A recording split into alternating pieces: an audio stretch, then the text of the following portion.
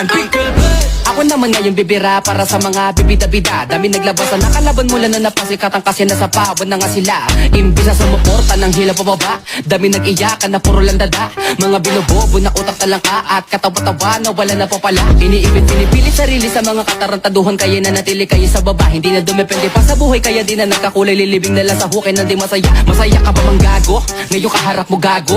Ngayon sino sa ating gago, mga bara ko ay klaro. Wala ka na sa akin tago, kahit ikaw ay magtago. Sa edad kong 8 taong gulang, dumidilihensya di umasa sa magulang. Kaya sa sarili di ako na nagkukulang. Binigay ang makakaya para sa aking laban. Kahit di mag-isa, di napipiyok. Pag ako'y tumira, lagi lang pasok. Lana sa aking bisa kahit walang manood. Ang mahalaga ang lakad ko ay laging paturok. Pataas ang pataas at palalin ang palalin ng mga bara. Kahit di mo nalagyan ng pumagat, sapagkat hindi na kita kailangan. Kaya ko na ang sarili kasi pangalak ko na may tumatakla na rin ako. Paki ko sino man ang mga gat sa akin kahit masaklap. Di ka makakalasap kung usapang bida lang, hindi ka malulugi. Kaso nga lado pa lang ikaw ay laging bagsak.